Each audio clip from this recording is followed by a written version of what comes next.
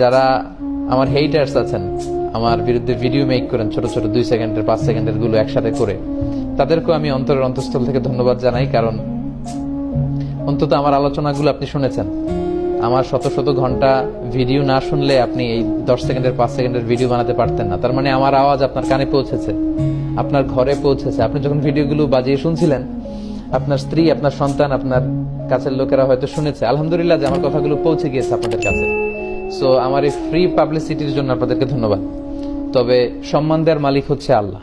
যারা এই ভিডিওগুলো বানিয়েছেন তাদের প্রতি আমার একটা ছোট্ট অনুরোধ, যে কারোর প্রতি বিদ্বেষী হয়ে এই জাতীয় কাজ যদি আমরা করে থাকি, তাহলে এটা কখনোই সুফল বয়ে আনবে না। যেখানে আমাদের দেশে এত কাদা ছড়াছড়ি, ইসলাম নিয়ে এত বিভাজন, এক এক টিভি চ্যানেলে লোকজন এক এক ধরনের ফতোয়া শুনে বিভ্রান্ত হয় যে এই হুজুর বলে এইটা, ওই হুজুর বলে ওইটা, উনি এই পথে, উনি এই মতে, আমি যাব কোন পথে। সো আমরা মানুষকে আসলে মিসগাইডেড না করি।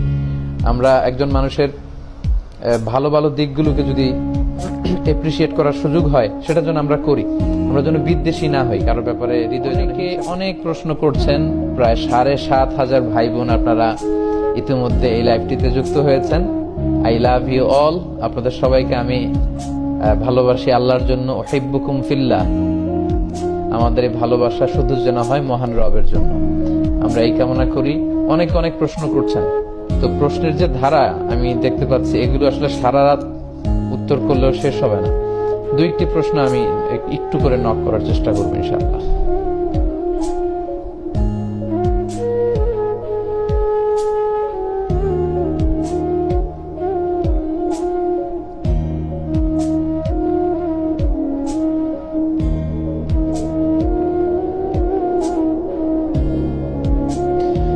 আপনি আপনার মতো আগান, ওই ভাইদের আমরা আপন মনে করলো। আচ্ছা, যাই হোক, আমরা প্রত্যেককে ভাই মনে করি।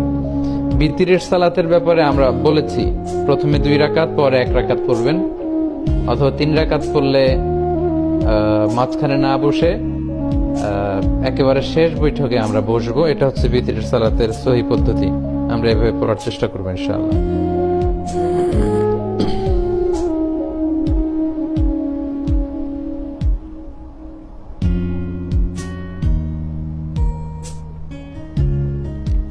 আমাদের কতটুকু পর্দা করতে হবে, পর্দার ব্যাপারে জিজ্ঞেস করেছেন। জি, নারীদের ব্যাপারে যেমনি আল্লাহ চোখকে নিম্নগামী করতে বলেছেন, পুরুষদেরকেও নিম্নগামী করতে বলেছেন। তবে নারীদের পর্দাটা বেশি। নারীদের পর্দার ক্ষেত্রে ওনাদের দেহের পোশাক ঢিলেঢালা হতে হবে।